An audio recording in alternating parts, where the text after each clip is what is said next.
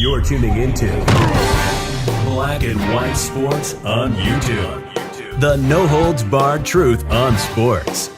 The main event starts now. All right, Black and White Sports supporters, let's talk about the WNBA and what happened yesterday in relation, and I'm talking about, of course, the clothesline, the elbow from the top rope from Angel Reese onto Caitlin Clark on national antenna-based television, CBS, broadcast to the world for everybody to see. They saw exactly how the WNBA players, like Angel Reese, is actually how they're treating Caitlin Clark. And it was a bad look. Now, multiple times we talked about over the weekend financially what the WNBA's got riding on this. Because there's rumors right now, speculation, big-time speculation, over the idea that the WNBA could be staring at a $200 to $240 million TV media rights deal over the kind of ratings that Caitlin Clark is specifically creating. But the problem with that is, what happens when fans get fed up with what they're seeing and they decide, you know what? I'm not going to keep watching this. If the WNBA, if Cathy Engelbert's not going to step in and do something to show that they can protect their players that are obviously getting targeted, and we all know why, then people are starting to talk about, and the fallout from this is they are starting to talk about, I don't know if I want to watch. And so when that happens, when people quit watching or supporting something because of an issue, that's called a boycott.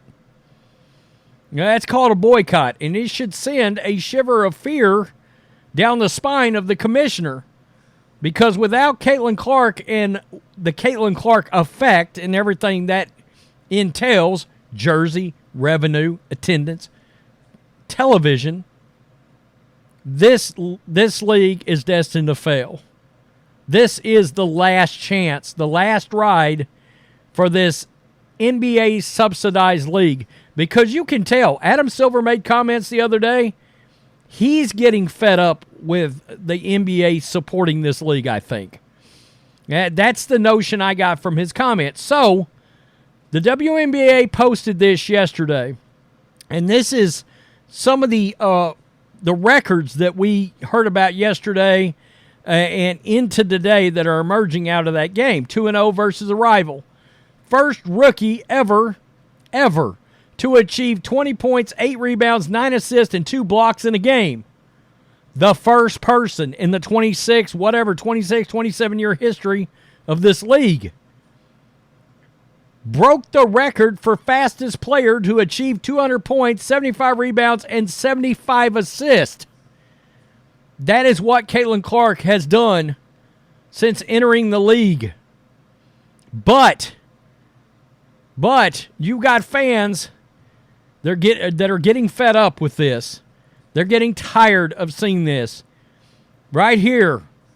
And these comments that I am going to go through and read, these are comments that are on this post that the WNBA put up. This post. You have lost me as a customer. I'm done. And this is, of course, the hard foul that Angel Reese, the flagrant one, that a lot of people are talking about. Hey, this looks different to us. This doesn't look like a basketball play, no matter how much Angel Reese wants it to be, and the media defenders out there. You've lost me as a customer. I'm done. That comment should send a shiver of fear down the commissioner's spine, because if you lose these new viewers, you're in a lot of trouble. Also from the same post, WNBA senior executives, why do you continue to condone physical assault type targeting and cheap shots towards Caitlin Clark? This time it was Angel Reese. Today, do something, in caps. It is your responsibility as senior leaders eject, suspend, fine players, use the tools, and send the message.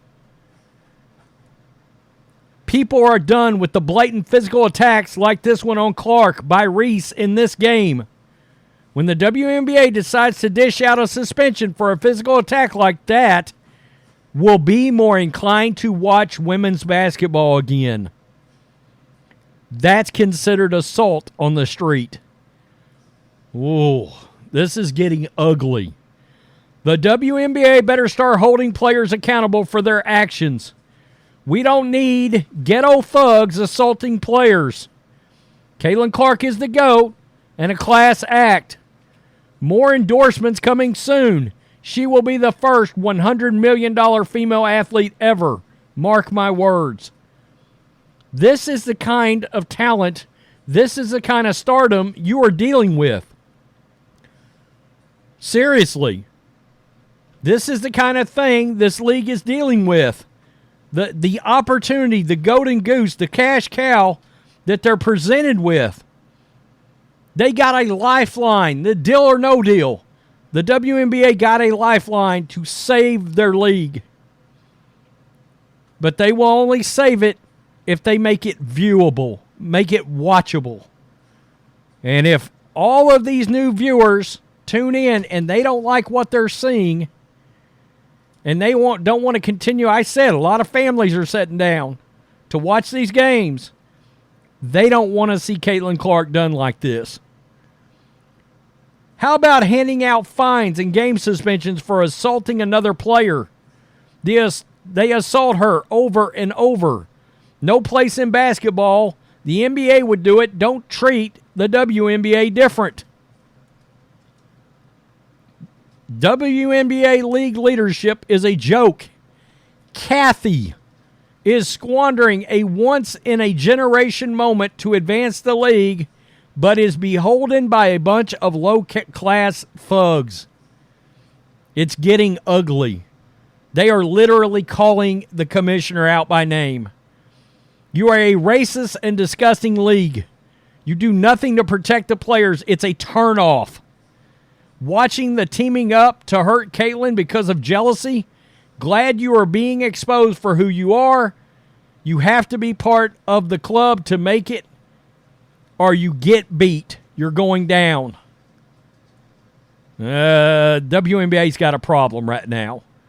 Since Caitlin Clark appeared on the scene, it is showing how racist and bigoted the WNBA is with cheap shots at Caitlin because she's white and better at the game than them. I don't get it, but the WNBA needs to address racism towards a white woman. That is what's happening. A bad look for the WNBA. Guys, these comments are only going to increase more and more and more. By the way, all the while, how many people do they want to sit down and watch this? You see that on my screen. That is the All-Star voting, which is open right now. I voted. I put my team in. My choices. Jonquel Jones, Nalissa Smith, Brianna Jones. They wanted me to learn these players. I've taken note. I can tell who can ball and who can't. Caitlin Clark. They all got my vote. Going to be interesting. Are they going to keep this up? Are they going to keep allowing this to happen? Because there's been 15 games, and we've had notable ugly incidents in about 5 or 6 of them. There's 40 games. You're going to let this happen 7 or 8 more times? I mean, it seems the Chicago Sky can't play a game without getting thugged out on the court. And they're very high-profile games now. You're wanting new viewership. When people are talking about turning off the TV because of a cause, that is a boycott. Wow. Boy. If you're Adam Silver, because Adam Silver made it clear the other day, he's got ultimate call over the WNBA. Do you step in? Do you make a call? If you have to be the one to give the discussion, do you call all the GMs, all the coaches, and all the owners on Zoom and have them all into a Zoom conference call and say, look, we're fixing to start hammering these people if this don't change. Send the message. Get it stopped and do it now. You're playing with hundreds of millions of dollars potentially now. You guys are playing with that. And it's a bad look. We'll see. Peace. I'm out. Till next time. Thanks for watching the show. Be sure to like, comment, and subscribe. Be sure to tune in next time on Black and White Sports.